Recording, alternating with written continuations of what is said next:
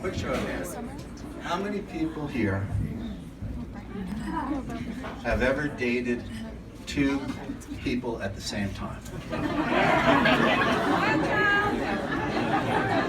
This is interesting. The girls outnumber the guys by about 10 to 1. I think that's a combination of opportunity and consequences. But for the minority, I have a tell my own experience. It was a junior year in high school. My parents had rented a cabin on the shores of Lake Ontario for the summer, and about 15 cabins, white sand beach. Mom's down at the beach with the kids during the day, and during the evening, the teenagers took it over. And the wiser parents stayed home, and the teenagers did what they did down there. And my plan for the summer was to take advantage of whatever opportunities came my way. And sure enough, the second weekend there, I met Leah. And I know I'm going to date myself by this comparison, but Leah was like a young Elizabeth Taylor. Mid-sized, curvy, plenty of possibility. But she was younger than me. She was only a sophomore. But aptly named was Leah Take. And Leah was not into giving at that point. But she had me take her for pizza, she had me take her to the movies, she had me take her out in the boats for sailing, you name it. And I was patient. We had all summer long, and there's definitely gold in them there hills. But about two weeks into my go slow program, Leah comes to me and says, "My dad's taking us away." So what are you talking about? He says, "There's some airline price war, Freddie Laker or something, and he's taking us to Europe. We gotta go." So, okay, next morning Leah's gone.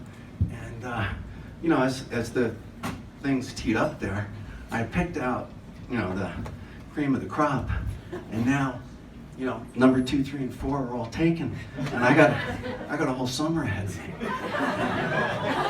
Things aren't working out too well. But then I got lucky.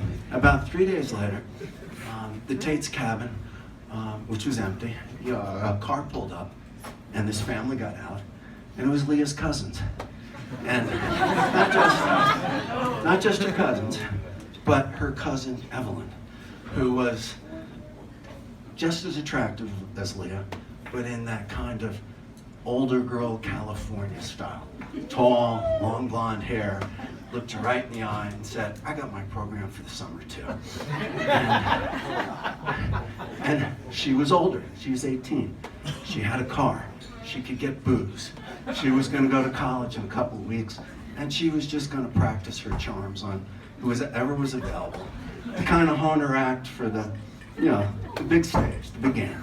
And she picked me. I was up for it.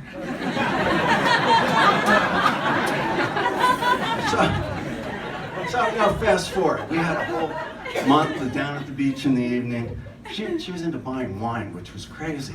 But she had she was 18, and we split bottles of wine instead of beer or whatever boys usually do. And things went great, and I don't need to go into any great detail. Until the week before the end of the summer. And I'm walking up the driveway of this little enclave, and here comes a very familiar looking car. You guessed it, Leah's family is back. And they drive right up to the cabin where her cousins are, and I know I'm screwed. But Leah and Evelyn are gonna talk. So I took one of those bottles of wine that Evelyn had bought, and I went down to the beach, and I drank it. I figured, my time's coming. I don't know what's gonna happen, but it's not gonna be good, and I'll just wait. And it got dark, and sure enough, coming down the path, I see these two figures, and it's like, they didn't come together, did they? And they hadn't. but it was worse. The first figure was Leah's little brother, Billy. Billy's about 13. He's nothing to worry about.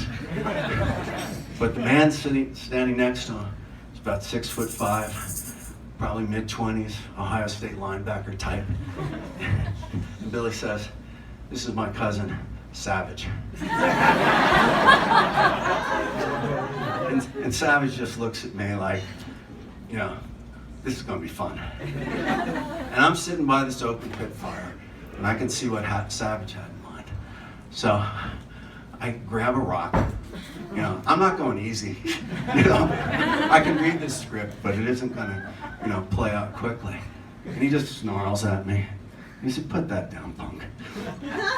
And Billy said, "No, Jim, it's not gonna be like that."